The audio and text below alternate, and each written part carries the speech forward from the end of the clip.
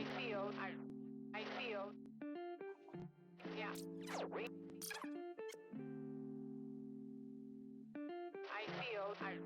I feel.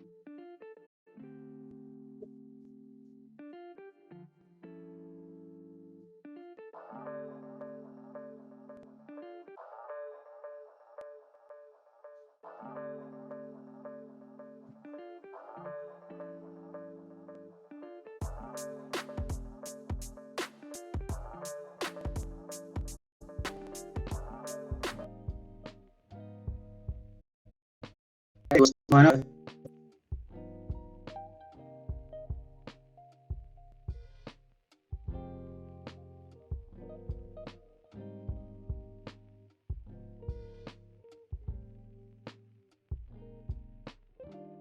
You know the most important part.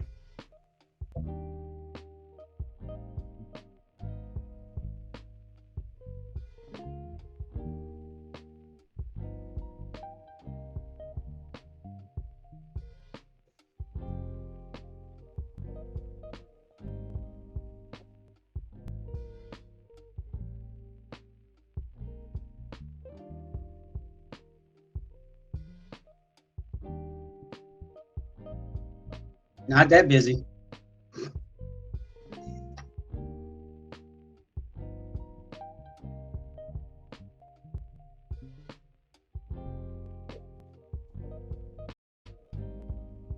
Yes, sir. Yes, sir. Appreciate it. Thanks for the invite. I appreciate you. Awesome. I can hear you perfectly. Test, test, test. What about now, Gonzo? Can you hear me? Testing 1, 2. This happened to me before, Chief. I went a whole session and I was not. They heard my guest, but they didn't hear me. Testing, testing. I can't hear you, Tay. Yep. What about now? Can y'all hear me? Test, test, test. 1, 2, 3. Jill Junkie, can you hear me? That rhymes. Actually, I got bars. Okay. Yes. Now they can hear me, Chief. Now, Awesome. since they can hear me, and welcome in Inspector Nacho, Priscilla, Mike, Gonzo. Gonzo said, "What's up, Chief?" Hey, it's all good in the hood. And Jewel Junkie. She said, "What's poppin'?" So Jewel Junkie is the wife that's also my sponsor. Shout out to the Jewel Junkie. Awesome. Awesome. Awesome. Awesome. Yep. So we'll have people popping in, and they'll ask questions. So we may jump off and ask that question, Chief. So just in case I do squirrel, it's because somebody sent something. No worries. All right, so let's get into it. All right, who are you? Where are you from? And what do you do, Chief? Okay, Donald Smith. Where am I from? Originally from Atlanta, Georgia. ATL. Currently residing in Northern Virginia, just south of DC. Let's see, what am I doing right now? I'm retired, so it's kind of I run my own business. I'm having a great time, man. Running a business. I make my own hours. I work when I want. Sometimes I'm at the 5 in the morning. Sometimes I'm in bed till 1 in the afternoon. Yeah. I travel when I want. I mean, I'm just enjoying life, man. To be honest with you, that's what I'm doing right now. I'm enjoying life. That's awesome, Chief. So, tell me, how much time did you retired? So, how much time did you actually serve in the military? 29 years and months. Really? You didn't want to do that 30? Yep. You didn't want to finish it out? Couldn't do it, man. As you know, the more you go up the chain, the smaller your office gets, and the less contact you have with the soldiers and the really important people. And so I think I was at my wit's end, to be honest. I couldn't stare at that little blue wall in that cubicle for another day, man. So I knew it was time to tap out. Yeah. I think it was you that told me that. When you know. It's like when it hits you, it's time. What was the other thing you told me when I was contemplating or preparing for retirement? You said don't look back, sprint to the finish line. Yeah, no doubt, man. I mean, like I said, it's retirement for those who haven't experienced it yet. In my opinion, is like exchanging a 200-pound duffel bag for a 30-pound rucksack. Is a huge difference.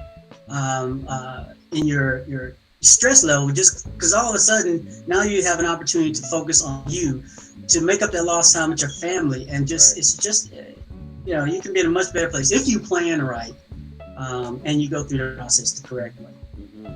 That's good. So in your 29 years of serving, Chief, how many years did you do on the enlisted side, and how many years did you do as a warrant officer? Yeah, I did 10 years on the enlisted side and 19 on the warrant officer side. Okay.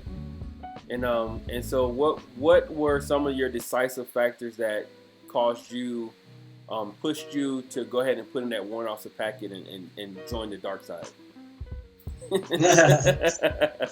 So I'm gonna back up real quick and tell y'all a quick story, because the theme of this interview for me is Barbara's second son. Okay, so hang on to that for a second. Okay. Just remember, I'm Barbara's second son, right? So go from a one-shack house in the country to the projects. Now you know it's sad when you move to the projects and you are excited, because it's a step up, right? We got indoor plumbing and we got indoor lights, so life is great, right? Mm-hmm. So you have to understand, I'm sitting there watching a mother, my mom, who had 4 kids by age 21 and was a single mom, no high school education. She had to go back to school, get her GED, then went to college while raising 3 knucklehead boys and a wild daughter. And so you think about working 2 jobs and going to college with no means of transportation, so she's got to walk everywhere. And there wasn't no CLEP test, there was no online courses. You had to have your butt in that class. Right. And so this is the example that I grew up with.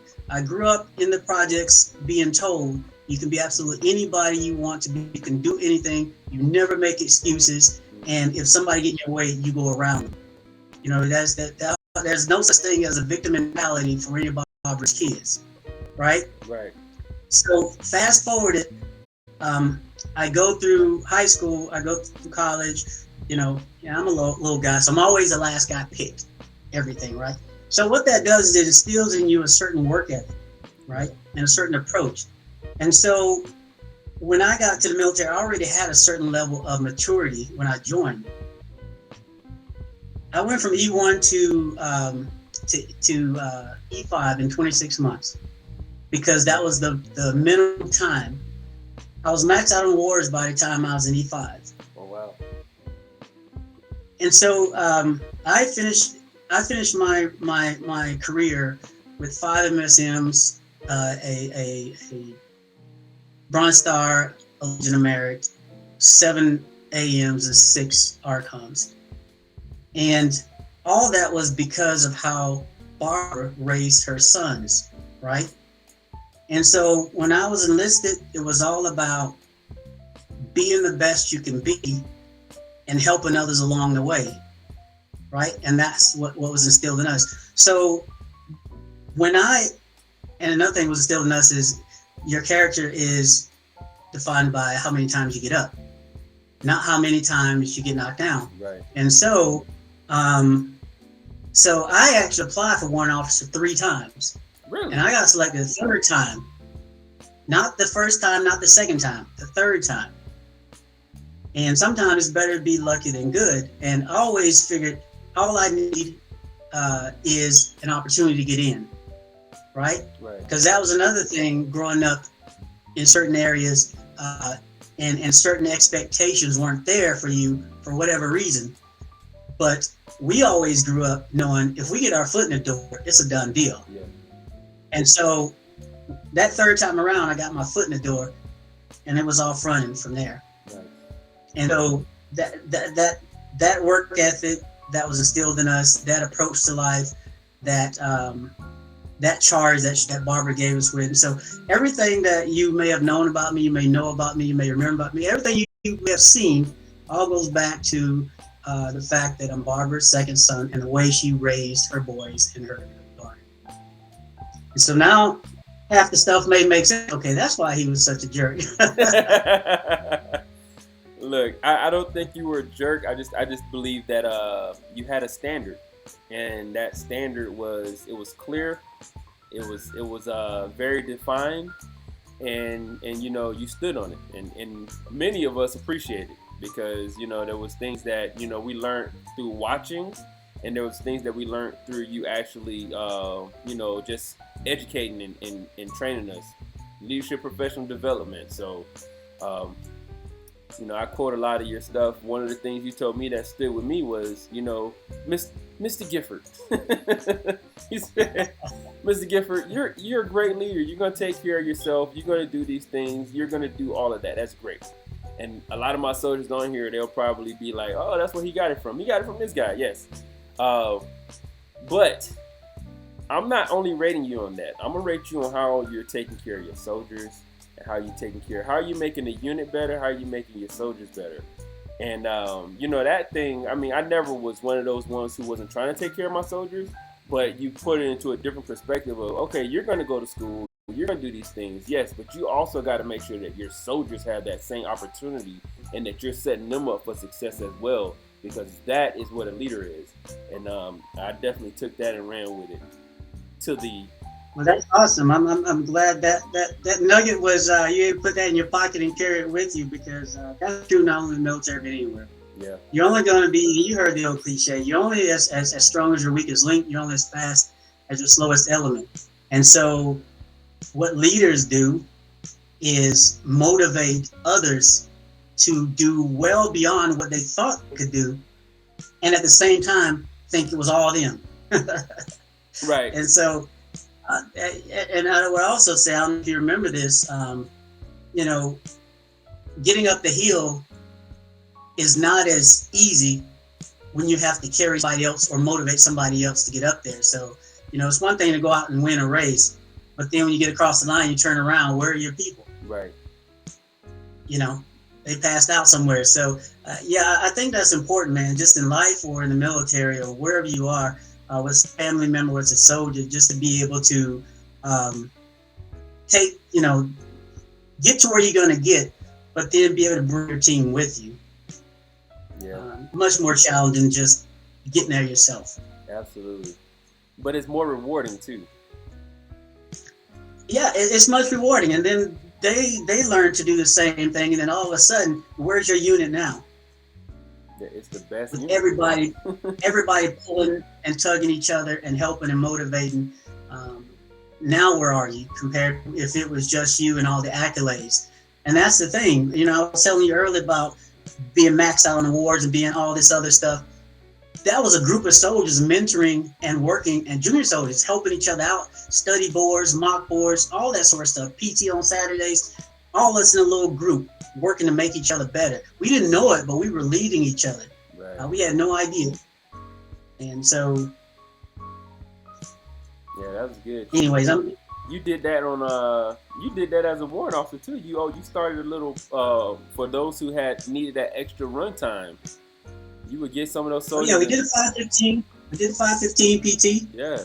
I don't know if you remember, there was Mr. Williams, Lieutenant Williams.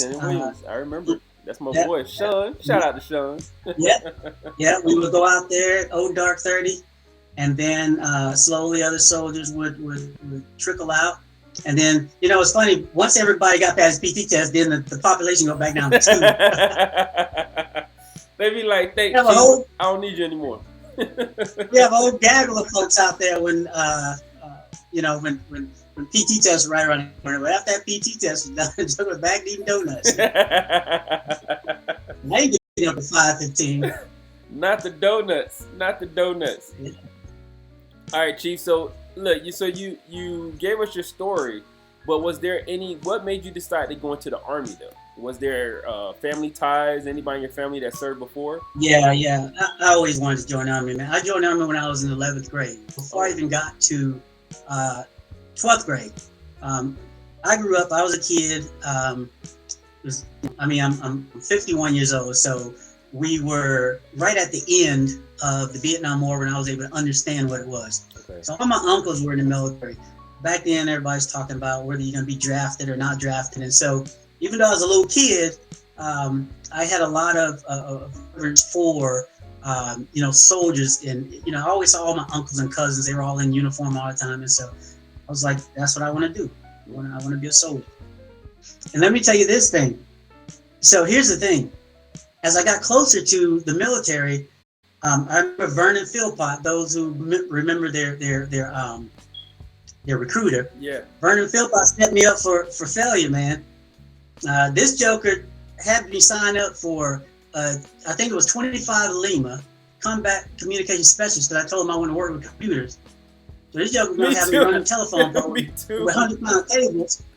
So I got down to the MEP station in Atlanta, and this guy, this I guess he worked there. I don't remember the guy's name, staff sergeant. Back then, they could still have the afro and a little mustache. And he called me over here, told me I was having lunch, and he said, "Hey, come here." And he's like, "What are you doing?" I don't know, having lunch. He was like, "Well, you signed up for 6 years to be a combat communication specialist." And he was like, "Is that what you really want to do?" "Yeah, I want to work computers." He was like, "Look, man, look at this video. Put the little cassette tape in."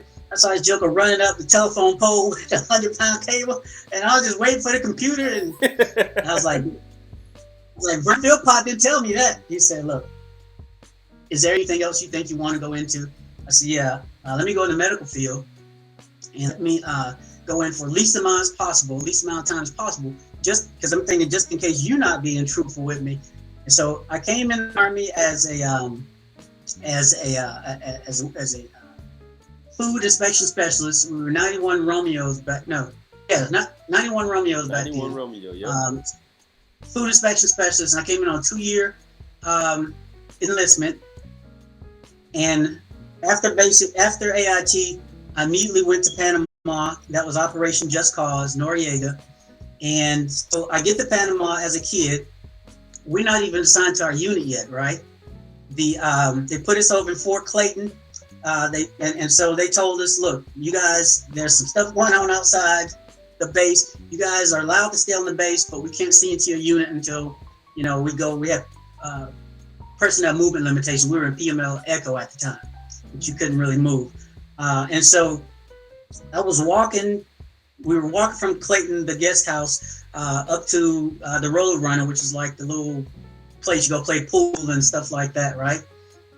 And so my friend Jerry Lee and I, both 91 Romeos, both walking up, and we're walking on the sidewalk in uniform.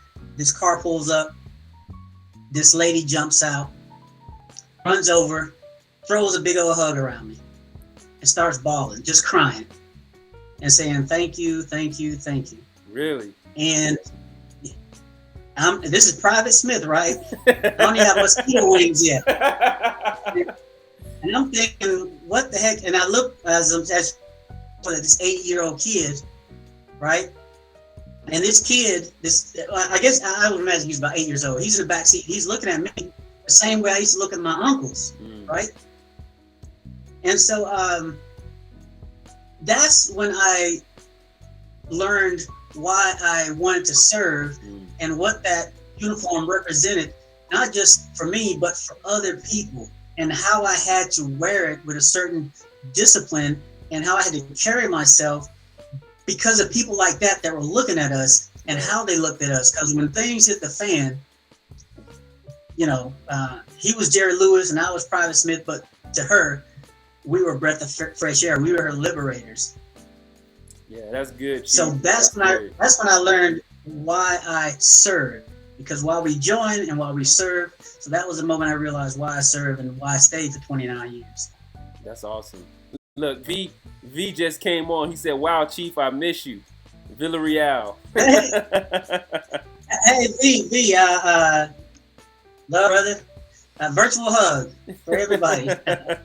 All these Dragon vets in the building. He said, "It's so good to see you, Chief." Hey, likewise. If it's that good, tell me to get down and knock out 72. Okay. You hit this. You didn't have money for the square jaw. You had to hit the push-ups. He got his push-ups. Look, I don't know if he had 72. He might have had more than 72. Him and old Dwayne Smith, them jokers. Yeah, hey, you gotta hit it up. Yeah. Hey, Chief, you had to pay in the swear jar too, didn't you? One time? Not very often, but yeah, that's yeah. Sometimes it happens. It does happen. We're It none of us does. so yeah. Oh, he said you. I But don't know if he you came. remember. V said he don't know You if you pay what you remember, owe. but you were the I'm, 1st I'm sure I officer. was probably hot at. I'm sure I was probably hot at something. Probably the NCOs had done, Oh and yeah. I probably lost it. Oh yeah, absolutely. It was something happened, and you said, "Look, I'm gonna go and knock mine out now." But yeah, so you were the first person to re-enlist V. He said, "You remember that?" I re-enlisted a couple of folks, but I didn't know I was the first. No, I did not know that. You were the first person to That's re-enlist awesome. him. That is awesome. Awesome. That is a blessing. I thank you, V. Thank you, brother. Yeah. So look, Chief. Hey, you were the last person to. You were one of the few last people to re-enlist me. You remember that? I remember re-enlisting you. I remember re-enlisting a couple of folks. What I really remember, what I really enjoyed were those NCO induction ceremonies, the little private ones we used to have. I used to love those. Yeah. Yeah, those are good. We don't realize the importance of those things until you get up. I wish that that we can grasp it earlier, but some of them are not. So tell us, Chief, Yeah. 29 years in service. What are some of the pros Yes, and sir. cons that you have that you can share with us of your 29 years of service? 29 years, pros, meeting some great people. I think the biggest thing is being able to watch the maturation of a team when you take kids from all different walks of background Yeah. who don't know each other. Some even never seen or been around folks of the same race, and you get those kids together. You identify those left-right limits. You enforce those standards, and you watch how those standards bring those kids together and make them a working, cohesive team. I used to love that. And then be able to follow them as they go through and graduate school and have families and that sort of thing. I think that was the best thing about it. The challenges, one of the biggest challenges was being away from family. Yeah. The long days. Family doesn't really sign up for it. They weren't down at the MEP Center. They didn't really sign any contracts, but in a lot of cases, the wife had to be dad and mom, and so that was a challenge. But I'm just blessed to have had the people around me who stood by me. And I came home. I didn't come home to an empty house. The stuff wasn't packed up or sitting on the porch. Yeah. And so I think that's and I think we're a closer family for it now, especially now that I'm retired. And we're all day, all around each other all the time. So That's awesome. So what about some cons? That was the cons. So tell us that's a con. what's some unique challenges that you faced when you transitioned from NCO to warrant officer? I faced the same challenge when I transitioned from NCO to warrant officer as I did when I transitioned from enlisted to NCO. Okay. So, and I'll tell you, in my enlistment ceremony for to E5, they got us all at the NCO club, the whole unit, right? They put all the E4 and below on one side of the room, all the NCOs on the other side of the room. And I remember the senior ranking NCO took a glass of water and poured a line in between all of us, right? Between enlisted and NCOs. And he called me in front to stand in front of enlisted folks, right? And he said, okay, he said, Specialist Smith, when you cross that line, you're going to become an NCO. And he said, you're going to have to accept all the responsibilities as an NCO, yada, yada, yada. But the important thing he said is, once you cross this line and become an NCO, you don't go back across that line unless it's as an enlisted. And so he called me over across the line, and then they poured, water on my stripes after they put them wetting down the stripes. And then he told me to about face and look at the group that I just left. And he said, look, those are not your friends anymore. those are your subordinates. They are looking to you for leadership now. And so, of course, some of the folks in that rank resented that. They ain't gonna tell me what to do. We were out drinking last night, Right, you know. right. And the same thing happened when I went from enlisted to warrant officer. Some of those relationships that I built, for whatever reason, you know, some of those relationships didn't remain as rigid as they could have been because, not, you know, folks just, you know, they couldn't understand there's a new dynamic now that we had to respect. Right. And so, you know, oh, we all uppity now. You know, Oh, you acting brand new, huh? You acting brand new. you acting bad and bougie now. You know? Got your little dot on there, and you think you're something now. Yeah, little dot, Mister. Oh, you Mister now. Yeah, one dot. Can't tell me nothing. One dot. So yeah, that was the thing. And of course, when you walk into a new unit, you were the wobbly one, and you got these, you know, master sergeants, you know, sergeant majors, people who really need to be there to help and support you. In some cases, most cases they will, but in some cases, you know, of course, you know, they tried 3 times and didn't get selected. So now you're coming around the corner.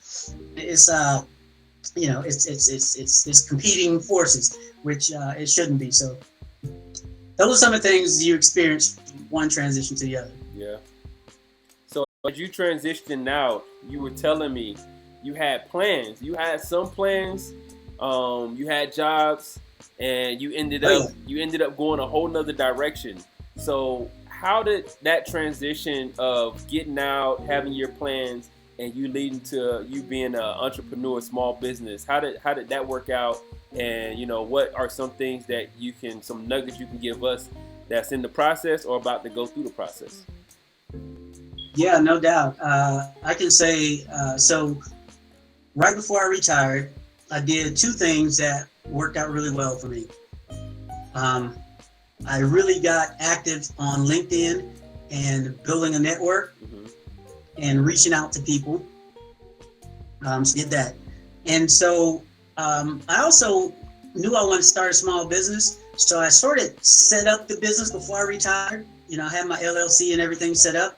I didn't expect to get into it right away because I had a job offer. In fact, I signed a contract to go work for DOD as an ORISE. Oh, right. And we'd agreed on $10,000 a month. I signed the contract, and I was essentially going to help out with the audits for DOD, run that program out of Aberdeen. And a week before I was supposed to start that job, they called me and said, "Hey, your contract has been canceled." And I said, "Well, you can't cancel a contract." I'm sure that's some legal stuff. You can't. They were like, "Yeah, we're not. We got a new guy. He just took over. He's looking at the amount of money that we're paying these over. He's like, no, we're not paying these guys." Oh, wow. And so I went up and I talked to him. I said, "Look, I done turned down jobs with other agencies, to get expecting this job, and a week before I'm supposed to start, you canceling my contract." And they were like, "Well, boo-hoo, sucks to be you." Oh, wow. Wow, really? But them's the facts. And so I said, okay, God, I did my due diligence. I put forth every effort. I made all the calls. I talked to all the people. I made all the office visits. At the end of the day, I did everything that I could do to retain that job, and it didn't work. So I've done everything. So now I'm going to focus on moving forward. So I, of course, my wife came to me and said, "Hey, what are we going to do?" She was like, "Don't worry about it. We got savings, until something pops off, with your retirement, our savings, and, things will be just fine. We ain't got to pack up and sell the house yet." And so,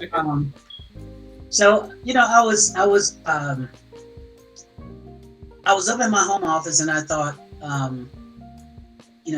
as long as I work hard and I work honest, God's going to work it out for me. Absolutely. I don't need to worry. I don't need to stress. And so that's what I did. I got up in the office. I started thinking about, okay, building my brand, okay, logos, like this, reach out to people. I started doing pro bono work for people who I knew couldn't afford the services. And then they, as a payback, would refer some of their friends. And so things just took, I couldn't afford to do pro bono at the time, but they couldn't afford to pay me. And so it was still about that serving others. So, and I knew it would be repaid in full or multiple times over. So it just happened like that. Then all of a sudden, I started getting phone calls, and I started getting more phone calls, and I started getting more phone calls. And then all of a sudden, I got to start turning people away because I got so many clients. Right. But networking is really important. People who were in the same business as I was would call me up and say, I understand your skill set. I have a client who needs this. I don't know how to do it. It's in your wheelhouse. How much would you charge to do it? And then they would say, okay, I'll pay you, and then I take a little off the top. And so I don't care what you take off top. I'm charging this, and then you work out whatever you're gonna do. Right. But that's how mine worked. It was scary. It was nerve wracking. But once I finally realized, number one, God never gives you more than you can handle. Absolutely. And He gave me something that He knew that I could contend with, and I just didn't have any opportunity to make excuses or complain. You just had to get up and get after it, and that's what I did. And so that's how it worked out. And I'm going strong for 4 years now. 4 years, and the shirt says it all. Smith Food Safety. Oh yeah, no doubt. Yeah, we're always trying to brand every second we're in front of people. I'm all on the airlines. I'm in the airport like this, man. No doubt. Look, they don't. No Look, hold on. Look, you always branding, right? Oh yeah. I like that. I seen somebody like that that just came back from deployment and they had the logo, and I was like, "Yo, that's Chief Smith's logo, man." What? Oh, now I remember. Oh, you made it for the unit, so. Yeah, no doubt. That's good stuff, Chief. You always got to have something to rally around, brother, and there's nothing better than a good guy on a good logo with a unit mascot. So V says God always knows what's best, and he said, "Give me a job." Yeah. Hey, we always write 1099, so we're always looking for contractors. So, that's good. Yeah. Yeah. So, if you could change 3 things in the world, what would they be, Chief? If I could change 3 things in the world, 3 things in the world. That's hard, man, because it's hard to mess with God's plan, because you're gonna screw it up. Yeah, it's hard. Even the best intentions, you're gonna screw something up. But if I could change 3 things, it would certainly be that everybody would have the same opportunity at life itself. Yeah. A lot of disease and famine and things like that I wish people didn't have to endure, especially little kids. Little kids born with afflictions and things like. I know it's all part of His plan, but I really wish those type things everybody could sort of start out on equal footing, and life's much too precious, and so that would be the one thing. I don't know about the other 2. Okay. I have to ponder those a little bit. Yeah, that's good though. That covers a lot of them anyway. V said he need one of them shirts. I need one of them shirts too. How we get one? All right, just hit me up. Send me an email. I got plenty of them. Okay, all right. I got tons of them. The ones I got in the house got the little American flag on the sleeve. Yeah. Yep. I like it. That's what well, this don't have it. I'm a brand ambassador for KEP in another spot, but I don't put it on. So I'll be your brand ambassador too, Chief. Yeah, yeah. That's all good. All right, look. So if you could talk to anyone, if you could hold a conversation with anyone in history,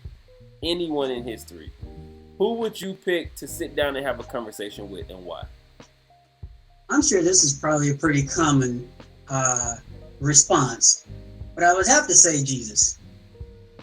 I'm sure a lot of people would, but I would have to sit down, and I would have tons of questions. Yeah. Don't we all? I mean, there's just so much that we don't understand, and I would go. My questions would would not only go by why the inequities, with how some people are born and how some other people are born and how what some people are subject to, especially kids, and some are not. I know that's part of the grand scheme. I understand that, but then, just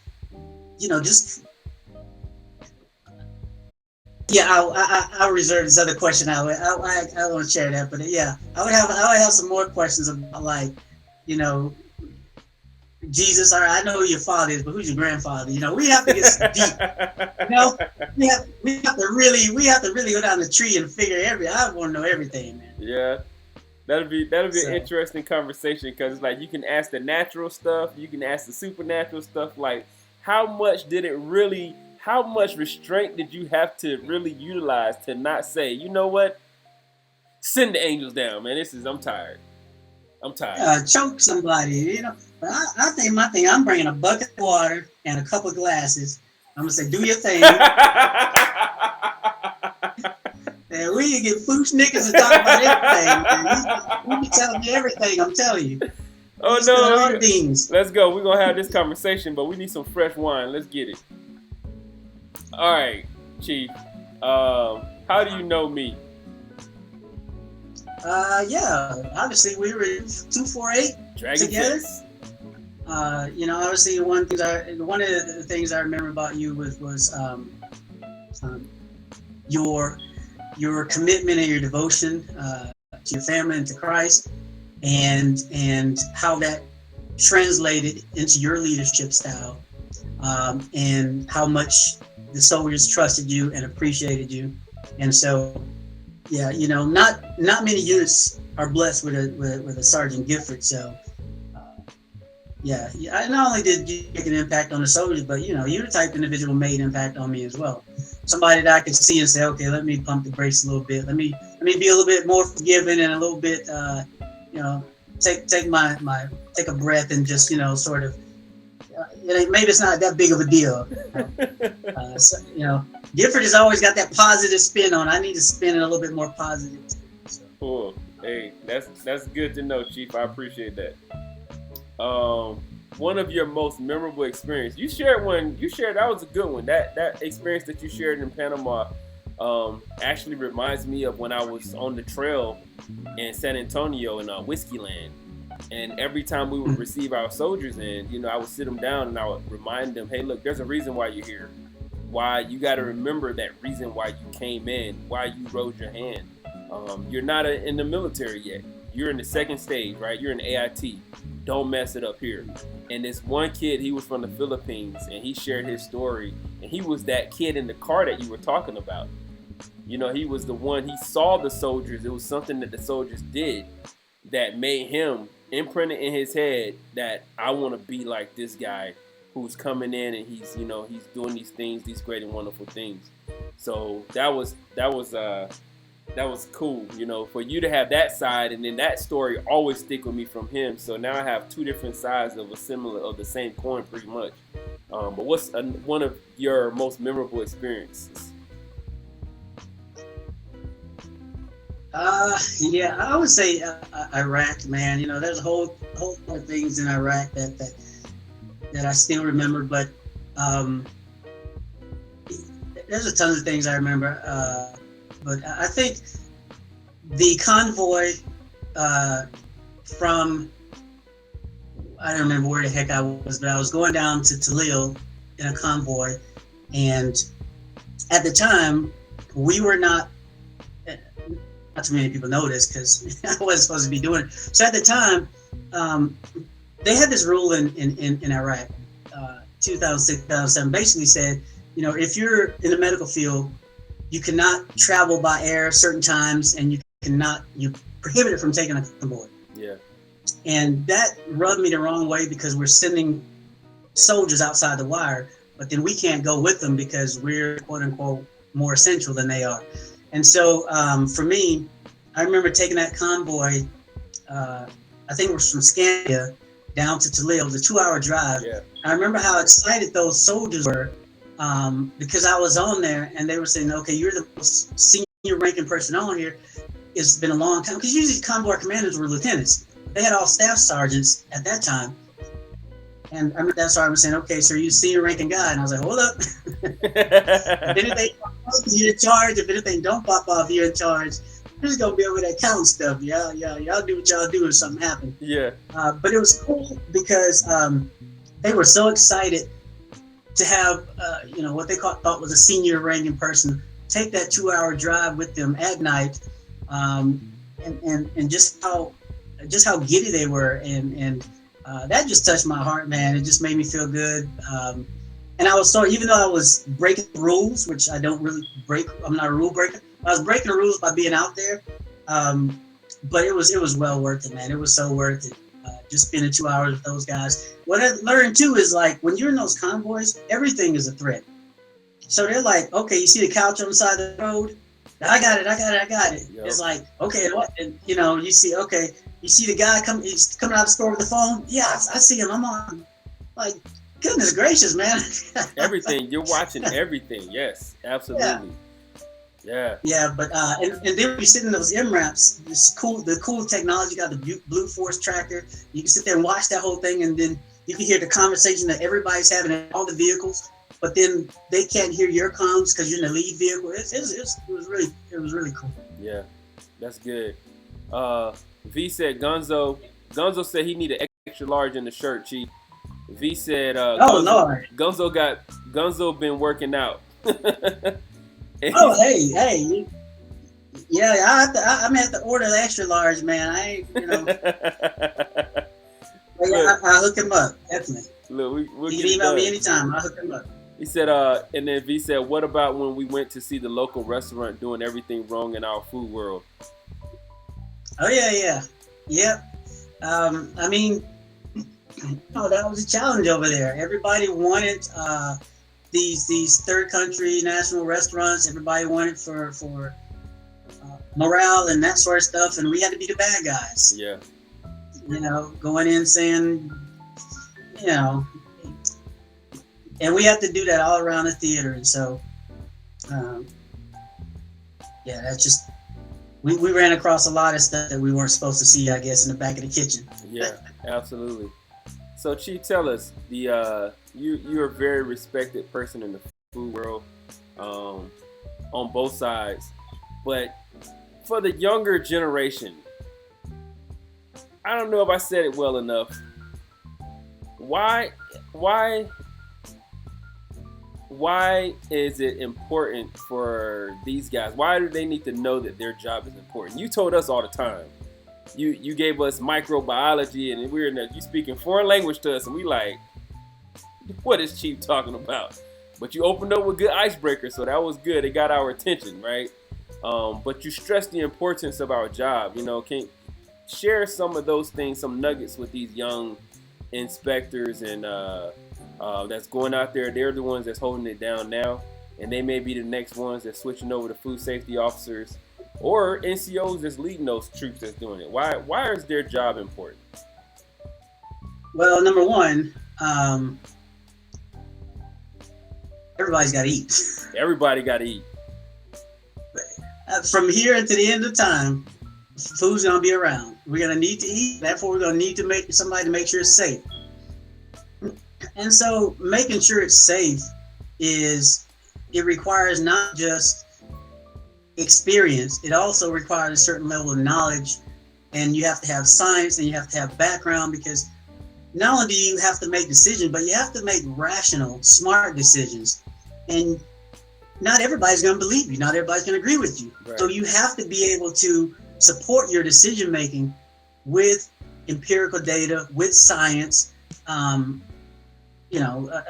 so just because you are a specialist or when I was lower enlisted, I could walk around with a folder that had all my regulations in it and some scientific references. And I started that practice when I was actually PFC.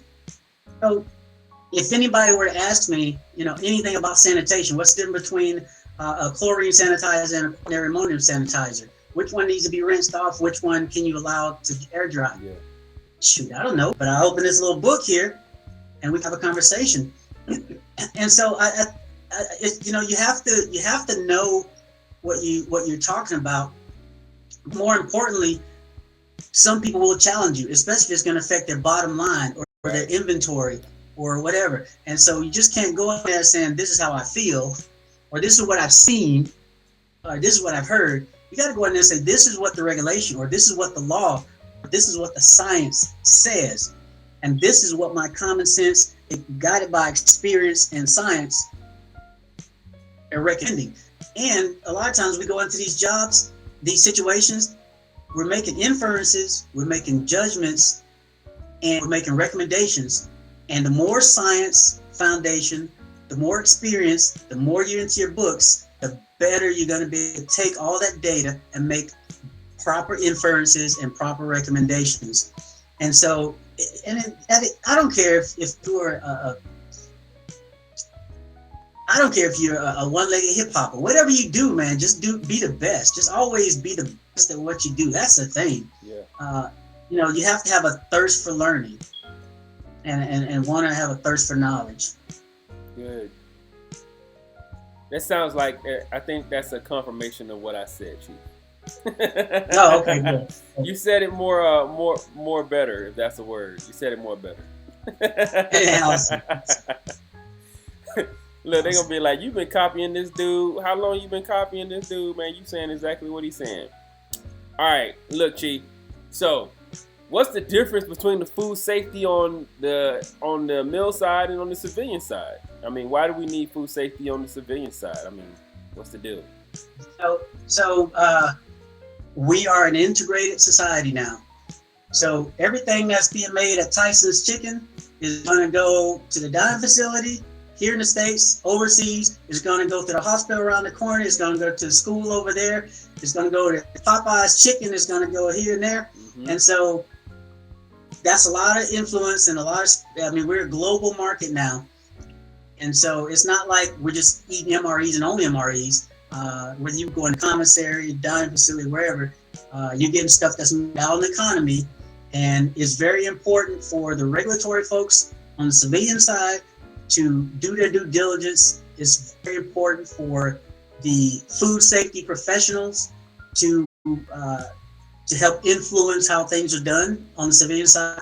And then on the other side, we either going to keep on the military side, we're either going to keep up or get left behind. Right. And so you don't want, with regulatory and science changing, and then you are still over there rubbing sticks together trying to create a fire when everybody else is clicking a button to start a fire. And so doctors do it, nurses and dentists do it. They stay engaged with medicine outside the military. They're constantly engaging with their colleagues and learning and working together. Right. For some reason, on the food safety and science side, we kind of sit over here idle.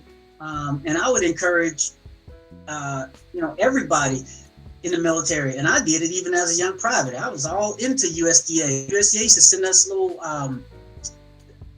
training things, even down in Panama. They would send me little training, do it and send it back. Wherever you are in your base, go out and talk to the local Department of Agriculture. Mm-hmm. Learn what those guys are doing, how they're doing it, what's important to them. Figure out what you can learn from them and start building, not only that network, but start building your own knowledge foundation. So when you do transition to those, and you might grab some things that can help within the veterinary services side as well, because like I said, doctors, dentists, we were the only folks in the medical field who didn't spend as much time as we should have been with our civilian counterparts. Right. For whatever reason, we just stayed in a box, in a vacuum, which is not very productive for us because we don't know everything. Right. And vice versa, they don't know everything. Let me say this real quick because I know you got a time limit. Let me say this to the folks on why is it important for us in the military? Because we've forgotten who we are as food specialists. If y'all didn't know, DoD was in on HACCP. When HACCP first started with Pillsbury and NASA, DoD, U.S. Army NATIC, was there doing the micro testing for that food product for the astronauts. DoD was right there in HACCP. Before HACCP started, Federal effects mode. before even that, World War II, you go back to World War II, guess what? This whole notion of inspecting or evaluating the process, doing a risk assessment of every step in your process, instead of like what we were doing for everybody for a long time doing in-item inspection. We build it and then we go inspect it and we say, based on our sample size, is good or is bad. So we end up rejecting good stuff and accepting bad stuff just based on our sample size. HACCP change that to where we start evaluating processes. But before HACCP, in World War II, guess what we were doing? We had a HACCP model in our ordnance division. Why? Because you have to evaluate every step in that ordnance process. You can't send a bunch of ordnance over at the enemy and then go, I think it worked. Right. You had to build the failure out of that system. You had to know that it was going to work. Right. So they sort of looked at that model, and then you talk about food defense. After 9/11, when the FDA needed to put out food defense guidance, it borrowed what the Air Force had already put together. The Air Force already had a food defense framework, which the FDA borrowed in November 2001 and put it out. Again, that's the military influencing the civilian side in HACCP and now in food defense.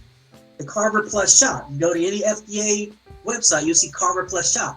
That was taken from DOD. So that type of thing where we have a long legacy and history of contributing, and at some point, 90s, 2000, at some point we lost that. We started depending on the folks on the outside and to teach us instead of us collaborating with them and sharing information. And we really got to get back to really having a lot of pride in what we do and looking at ourselves on the same equal footing as some of these other agencies, because we do have a lot to bring to the table and we've got a lot we can teach them. Unfortunately, we don't see that sometimes. That's good. This nephew Tay says good stuff. V says that's why you're the best. Risk management. Risk management. And we do it all the time, military, don't we? All the time. They drill it into us. All right, Chief. What's one life lesson and one leadership lesson you can leave us with? So, life lesson, get over it. Nobody's gonna feel sorry for you. Don't risk averse. You know, it's an old cliche, but again, it is. Your character is judged by how many times you get up, not by how many times you're knocked down. Right. I've been knocked down a lot in my life. I've been knocked down a lot in my career. I've been knocked down a lot, but I don't mind getting knocked down because I know what I'm made of and I know I'm going to get up. So the key to success is stepping outside your comfort zone and not being afraid to fail. Because those who have the courage to get up aren't afraid of being knocked down.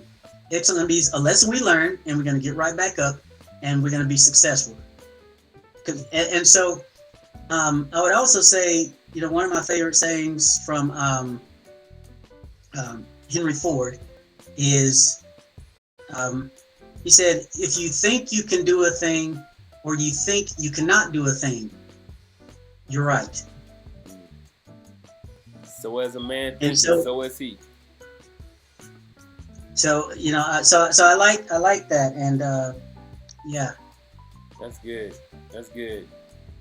Mike Gonzo said HACCP is all he do nowadays, and he says get over it is my favorite.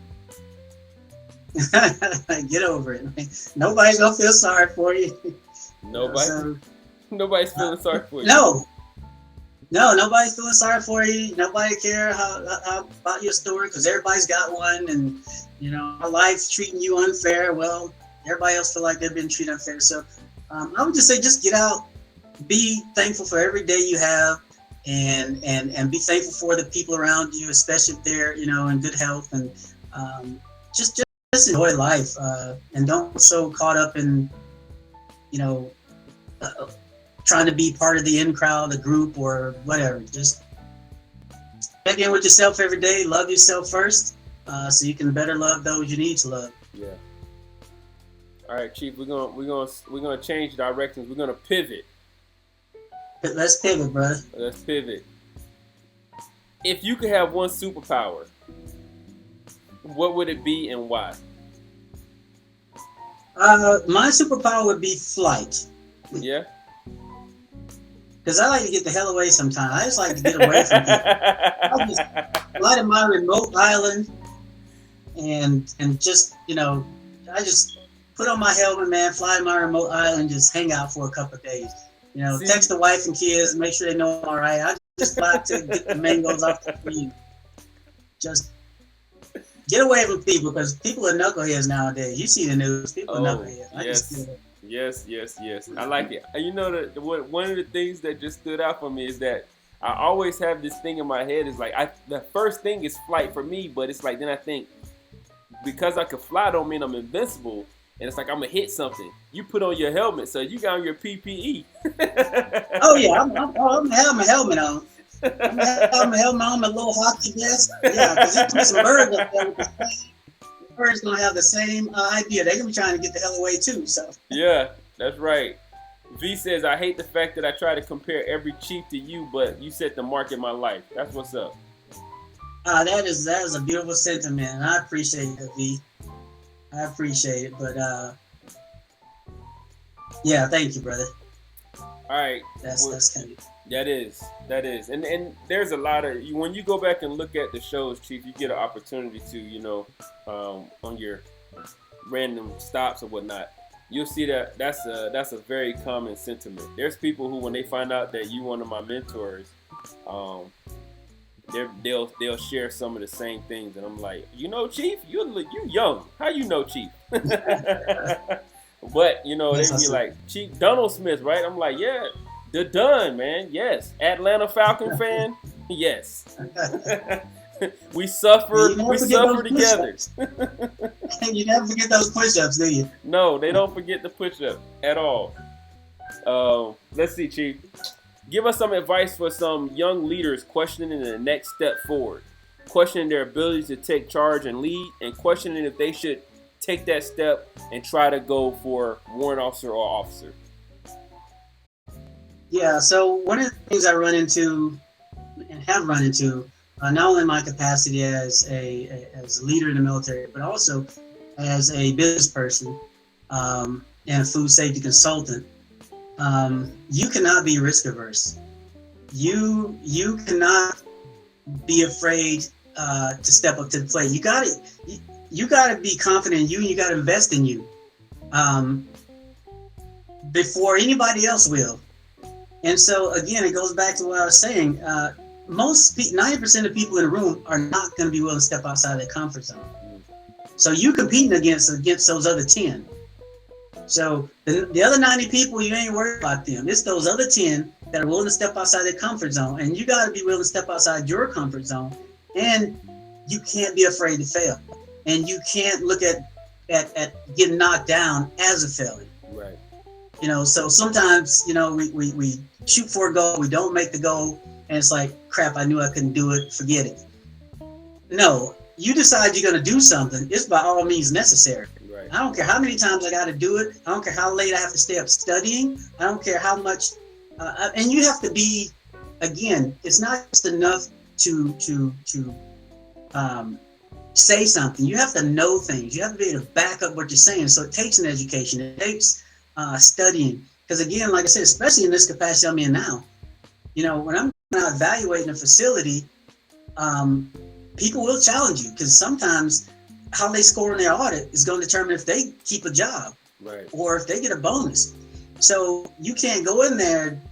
You got to have your stuff together, but you absolutely cannot. You only get one life. You cannot be afraid to live it. I have this conversation with my daughters all the time. I say, I can truly understand why some people are afraid of death. I can understand that. I don't understand why people are afraid to live. And part of living is stepping outside of your comfort zone. You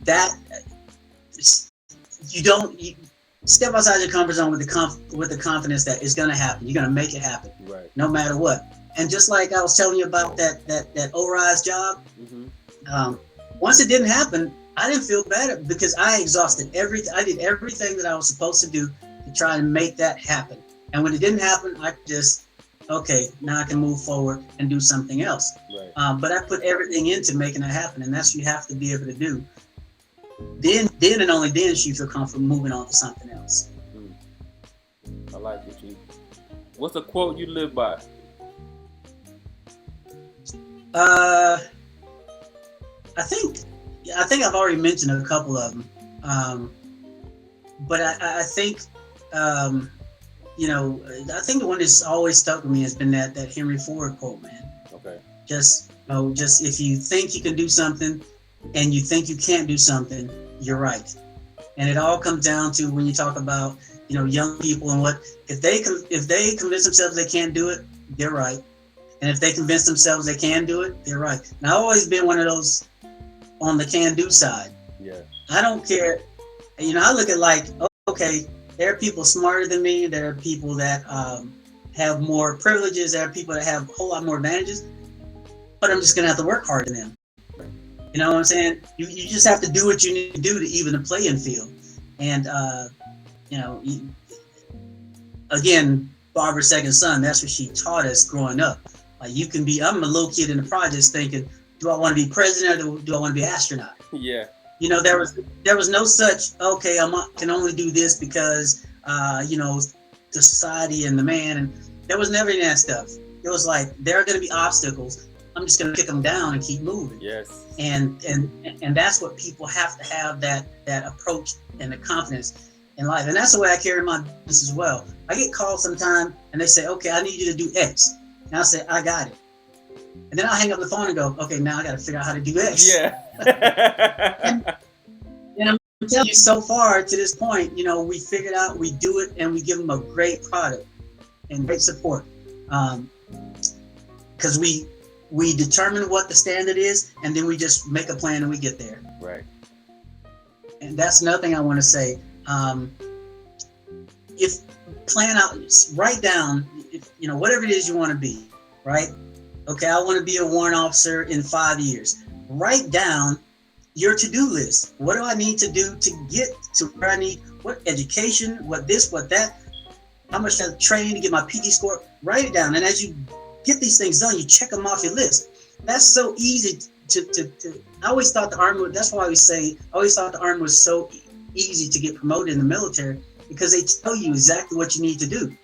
They tell you, you go to school, you do this, you do that, and we're going to give you these points, and you get promoted. And so I would sit down, and even as a young private, like I told you, I went from E1 to E5 in 26 months, because I sat down and said, okay, this is what I have to do. I have to do these correspondence courses. I got to take these classes. I got to do this, that. And you just, as I finish them, I just check them off the list. Okay, I'm not able to match my PT test, so I just got to keep working until I can. Back then, you had to run like a 12:24 or something to max. Yeah, it was 11:50 at some point. It was like 11:45. Yeah, it was. It was. That's right. I ended up running 11:36 once. Look, I got down to right. It was like 11 something, and they had moved it up to the 12 something. I was like, "Come on, man!" 12:24. Yep, 12:24. I was trying to get that. That's the thing. It's like, okay, whatever my weakness is, you have to be honest with yourself about weaknesses too. Whatever my weakness is, make it your strength. Whatever you're deficient in, if it's math, if it's reading, if it's science, whatever you feel uncomfortable, whatever the thing is that makes you nervous. Mine used to be public speaking. Whatever it is that makes you nervous, make that your strength. You continue to hone and improve on those strengths, but you take that weakness and you take your attributes and your competencies, just like we said with soldiers. You're only as fast as your slowest element. You're only as weak as your weakest link, or you're as strong as your weakest link. And so same with our competencies and our own weaknesses. I look at my weaknesses and say, what do I need to improve on? And I work on those to try and improve on. If you continue to make your weaknesses strengths, that's part of the growth and maturation process. And then that builds into confidence. And so I just say you just got to get after it, man. Yeah, that's good, Chief. I think V says it best. He said, dang, bro, why do I feel like a specialist in the day room listening to Chief coach me?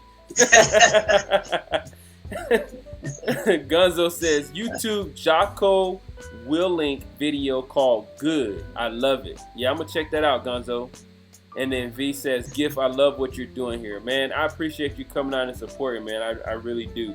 And I appreciate you, Chief, for taking time out of your day to sit down and talk to us. This is so, you know, you asked me why do I do it. The soldiers are the reason why I did it. I didn't know what I was gonna do. And they said that I just give them good information. And I'm like, okay, who give me good information? Let me talk to those people. Who has this information? And so I feel, you know, fortunate that I have leaders like you that, like V said, we got some good teaching, man. When you come in there, we knew we were gonna get some good stuff. You may have said some words and stuff that we didn't understand. Like, what was he talking about? I don't know, but he left us the PowerPoint to go back over it. So we're gonna go into this thing. I still got those training videos in the PowerPoints and the icebergs when you was training me up to be a warrant officer. So yeah, I look over those things every now and then. But yeah, it's good stuff, Chief, and I really appreciate it. Awesome. Yeah, it's a blast, man, and I really appreciate the invite. I am broadcasting from a hotel. But we'll be home with the wife and kids tomorrow. So excited to get home with the wife and kids tomorrow. But yeah, this is great. It's a great venue, and you can learn a lot from everybody, and that's what I really enjoy. You know, and you can teach a lot, man. I find myself going out to a lot of these food production plants, right? And I'm out there auditing these plants. Or I'm out there as a consultant, whatever the case may be. And, you know, sometimes we have to have teachable moments about leadership. Right. And you're not gonna get to where you need to go until you start leading these people. You know, and so, you know, we have to talk a little bit about leadership and how you lead a food safety system and lead a food safety team, because you know, you get in the room and you say, okay, we need to do X, Y, Z. And then the senior leadership in that room, they'll say, well, you know, they just won't do this. And you know, half our people won't do that. And half the people won't do that. And I tell them the same thing I used to tell military leaders. If the majority of your people are getting it wrong, that's a leadership issue. That's not a people issue. You guys need to turn that mirror around, and then the problem will probably dissipate. We have too many people out there who they don't really ask me for my leadership advice. I understand that, you know, this dog ain't gonna hunt unless they fix that piece of it. Stop blaming the employees. And well, our turnover rate's so high. Well, if people come and they stay for a week and they leave, that's not an employee issue. That's not a recruitment issue. Leadership needs to do something. So. Right. You know, leadership is in everything we do out there. And so, again, developing those skills and taking care of people, looking out for people. A lot of people say it and they talk it, but doing it is I think where the rewards are. That's good. That's good. And to repeat, V says, again, dang, bro. Why do I feel like I'm a specialist in the day room listening to Chief coach me? That's good stuff. Oh, man, I'll be out there coaching people on the bus, man. Look, you be dropping them nuggets, Chief, man. It don't matter what we talking about. So you talked about leaders. You're towards the end. We're almost there. I ain't got nowhere to go. You I'll talked stay on as long about as the group is on. So leadership is everywhere. It's important everywhere. Talk to us about servant leadership, and then give us your Mount Rushmore of leaders. People who have affected you as the leader that you are. Yeah, so again, I think leadership, you know, everybody's got their own perspective about leadership. You can look at any Webster or Merriam dictionary and find all sorts of definitions. And then you'll see hierarchy and you'll see memes. This is what a leader is, and this is what a leader is not, and leadership management, these different things. For me, it just comes down to caring about other people, period. If you can put that into everything you do, then I think that to me is leadership, caring about others. So I'm in Guatemala at the Western Camino Hotel, Guatemala City. It's the one of these big bougie expensive hotels, right? Mm-hmm. I'm coming back from the restaurant. I'm walking back to the hotel. This big black car pulls up, fancy car. Now this hotel is so fancy. The guy who works the door, he wears one of those top hats with the little penguin jacket. Yeah. That's how bougie this hotel is, right? I was there on military dollars, so this was a Smith flu safety visit. So I'm walking back from the restaurant. The owner of the hotel gets out of the car, and as I'm coming up, he walks out. He shakes hand with the doorman, and he is a long handshake with his hand on his shoulder, and he's asking about his wife, and he's like, "How's your wife? How kids? And did he, graduate or what?" He was asking some personal question like, did he get that job or just some? And they would just sit talking like they'd known each other for years. He got one of the richest people in the country, and probably arguably one of the poorest people in the country. And what that man was demonstrating was leadership. He got out. Not only did he acknowledge that gentleman, but he knew about his family. Yeah. He knew about certain events in his family's life. And that's what I'm saying. You can't lead people you don't know, number one. And good leaders, are willing to not sacrifice, but put a higher emphasis on helping out. That's why I always say anybody can get up the hill. Anybody can do well on a PT test if they train hard enough. The challenge is motivating other people to get to the top of that mountain with you, to get to that finish line with you, to get your team to the finish line. I mean, that's what it's about. It's about doing it as a team, doing it. And so when that gentleman came over and shaking that man's, he was letting him know that he was part of his family, he's part of his team. Yeah. And so it all comes back to the same thing, man, taking care of people. Yeah. I'm sorry, what was the other question you had? Who's your give us some of the, I say the Mount Rushmore of leaders. Oh, so my Mount Rushmore of leadership, first of all, would be my mom. She'd be at the top, the pinnacle. Yes. For everything that she's taught me. Frederick Douglass would be there. People who subject themselves to unnecessary scrutiny and danger and other things for the betterment of others. So I would say Frederick Douglass, Martin Luther King and Malcolm X would both be there. We're talking, I mean, there are a lot of, but we're not talking about influential, people who really, again, who were servant leaders and sort of, knew that there was a target on their back and knew that they could, they were taking the risk.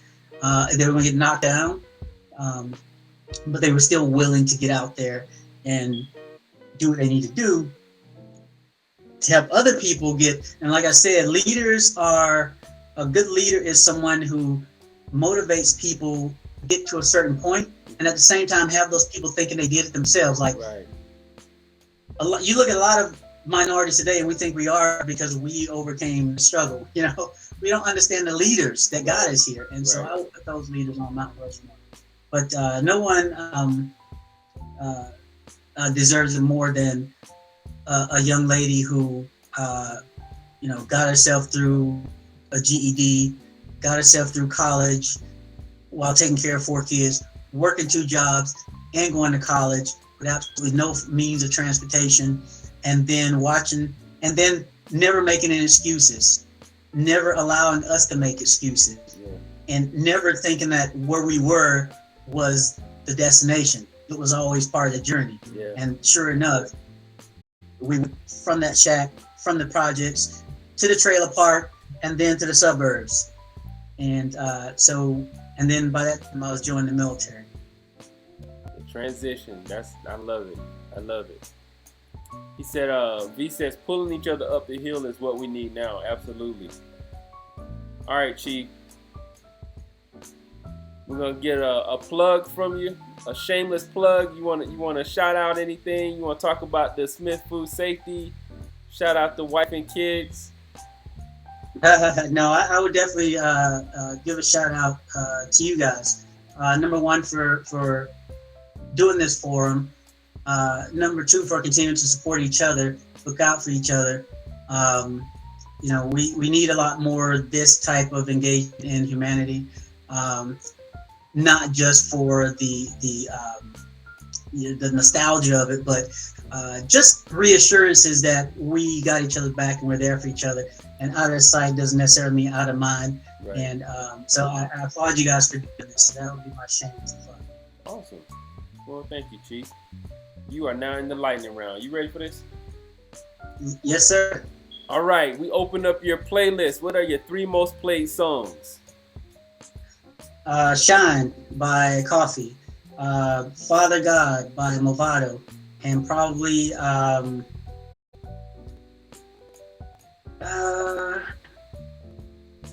would probably say The Heartache Come by Coffee also. Okay.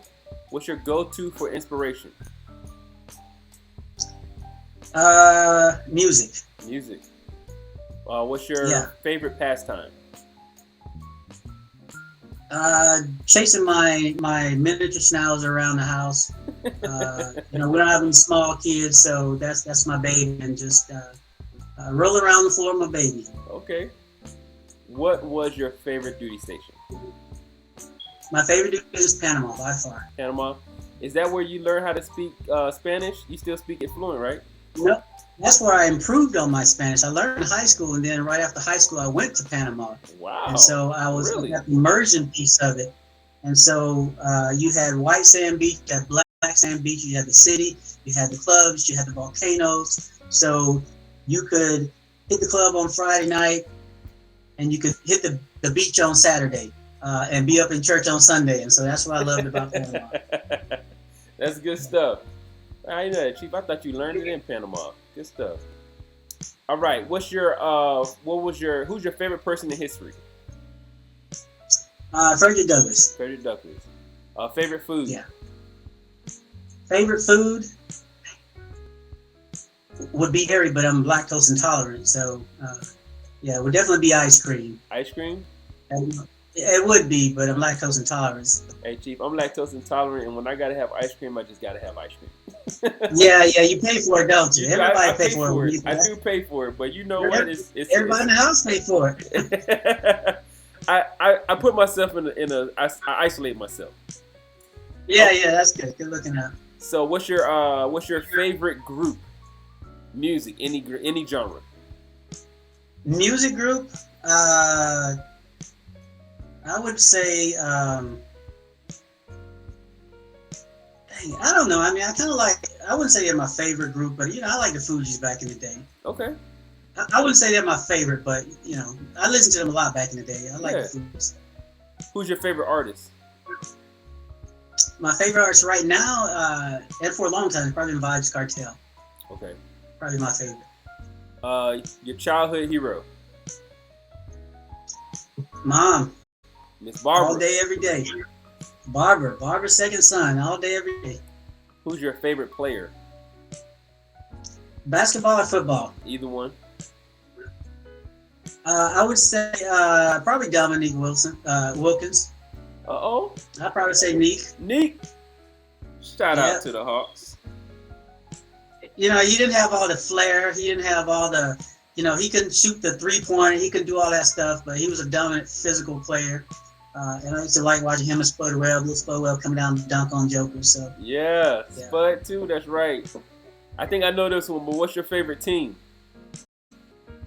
Falcons, without a doubt. Falcons. Although I'm slowly becoming a Washington Mystics fan. oh, you are up there. You are up there. You know what? You have to embrace your local team. So you do have to embrace it. Well, I've never been in my Dirty Birds, but I do sort of root for the Mystics over the Dream. Okay. I hate that. Okay, I hear you. Favorite cartoon? Old school. WB, Bugs Bunny, Foghorn Leghorn. Yeah. You know, the crew. The old I school, just I like the it. crew. I got those, you get those box sets in Iraq. Yeah, yeah. Marvel or DC?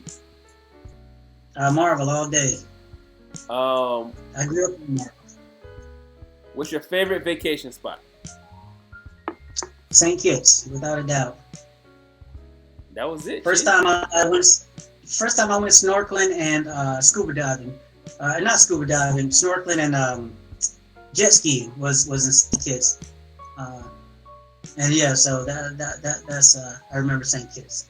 When the last time you visited Panama? Oh man, it's been over 5 years now. Yeah, it's been over 5 years, unfortunately. Yeah. Yeah, I always wanted to go, but I'm out now, so I'm gonna check off my list of all these places that I want to go in the Caribbean, the Pacific. I did want to do the Antarctic, but No, it's too cold. it's man. too cool. I just want to see the penguins up close, but yeah, I missed that. Hey, get you a stuffed penguin over at the mall and go stand in the freezer for about 4 hours. All right, I mean, cool breeze. 'cause Yeah. that's a long trip just to get in -20. That's I can't do it. So you never did that trip while you was in? No desire. No desire. Nope, I ain't trying to walk around in a refrigerator. Hey, you can have that. There's always somebody want to do it, so I never got volunteered. Okay. Well, shoot, Chief. That's it. That's our show, man. I appreciate you Awesome. again. Appreciate you for the invite, brother. Thank you. Yeah. And I sent you the And for all link Yeah. for the with YouTube, so you can look at the others. And Awesome. yeah, I would love to have you back for Anytime. more of a not that list, just random stuff. You do sports? You talk sports? Do I do sports? Do you talk sports? Only them Falcons. I can tell you anything about the Falcons. Look, 248 reunion. Yeah, AV, you supposed to be putting it together, man. Let's get them together so we can have it. The man said they'll come on. Hey, I'll be there. Hey, shout out to Colonel Reppis, man. He just got promoted to full bird. Well, he's on the list. I don't know if he pinned on yet, but yeah, he got promoted, so that's awesome. Congrats That to is you. awesome. Congrats to you. That's awesome. Yeah. Joker made me run that marathon over. Yeah, you came out, Chief. You did it. Man, I was hoping y'all jokers would forget about it. I was like, man, they probably forgot. I ain't talked to them jokers in 2 weeks. I know they done forgot. No, we didn't forget. We was training. We was like, Chico, come out here and try to smoke us too, man. I had run. I've been traveling, right? So I was like, I hope they forgot about that. And then on the battle update, like, yeah, we're looking forward to Chico. Man. Oh, But man. yeah, it was all good. It was good. All good. It was another thing that we did that we could carry with us and remember for a long time. Yeah, absolutely. Kudos to you guys for doing that. Have to post the pictures. I forgot Yeah. all about that. That's good stuff. Y'all hit me up so I can get you some merch. Yeah, what's the best way to hit you up, Chief? On LinkedIn or on Facebook? Yeah, hit me up on LinkedIn. LinkedIn? Hit me up on LinkedIn. You can email me through LinkedIn. It goes right to my personal email. So it's just smithd35@me.com. Awesome. smithd35@me.com. Just hit me up anytime. Awesome. All right, Chief. I'm going to eat. Everybody, thank you guys for coming out. Hey, we about to get this thing running again. It's gonna probably be more days out of the week, so turn on your notification bell, smash the like buttons, and hopefully I see you guys back. Everybody have a wonderful weekend. Chief, be safe out there in your travels, and thank you again. No doubt. All right, thank you, brother. Appreciate it. All right, take it easy. Talk to you later. All right.